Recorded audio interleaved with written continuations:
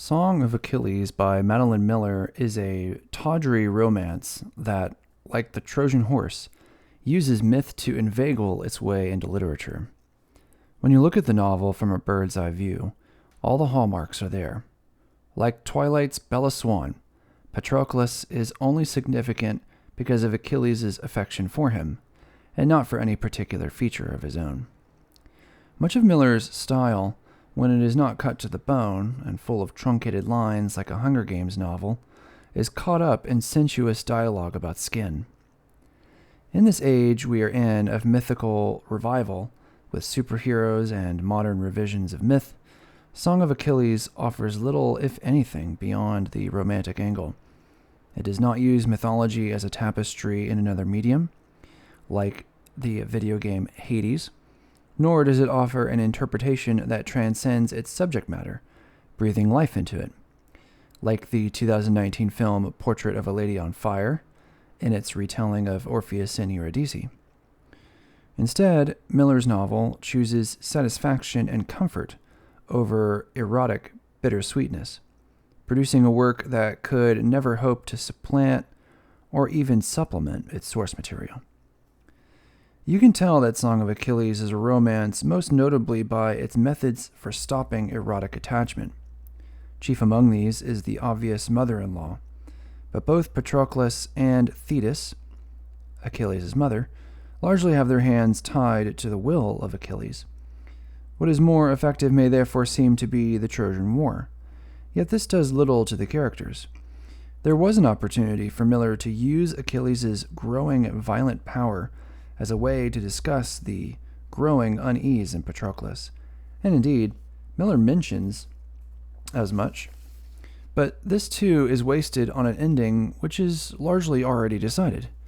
It is Patroclus' thirst for violence, unprecedented since his exile, which gets him killed. This is pure romantic irony. The beloved cannot be the lover, and so Patroclus, disguised as Achilles, must die.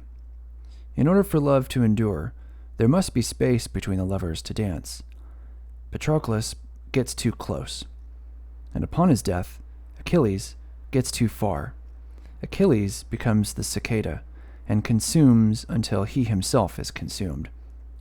Unlike a romance like Portrait of a Lady on Fire, where director Celine Sciamma tells of a romantic ghost story the characters willingly create, there is little that is significant here beyond its telling, and beyond the conclusions that the Greek poets have already drawn. Therefore, we could say that its attempt at revisionism in its subject matter or in its content fails. Readers who enjoyed Song of Achilles might point to the fact that Miller's novel is instead a revision of style, from grand epic to intimate, first-person realism told through the perspective of Patroclus. Unfortunately, Miller's style cannot hold a candle to her progenitors, as her toolset is rather limited. Her use of similes is hit or miss, and her character blocking, the actions that they take, can be either repetitive or melodramatic. The simple vocabulary, combined with these intensely sensual plot developments, does not mesh well and produces a melodrama that feels as though Patroclus is constantly having an out-of-body experience, as though he is a bystander in his very own story. Events unfold so matter-of-factly that I began to doubt Miller's choice in topic. On her Wikipedia page, it is noted that Madeline Miller likes myth for its universal human values, but I see little in the novel that I would describe as such. Sure, there's a love story, but it is surrounded by death, violence, war, sexual assault, famine, centaurs, and nymphs. True, some of these might seem surface level, but as I have mentioned, there is less underneath. I listened to this on audiobook at about twice the speed, which I cannot usually do. To me, this book is probably perfect for a thirsty teenager. For me, I found the book wan, with strangely little on its mind, other than Achilles' sinewy shoulders. I have read her other book, Circe, which I enjoyed only vaguely more. But like Circe, Her style in Song of Achilles keeps me from her ideas, and thus I found her ideas lacking originality.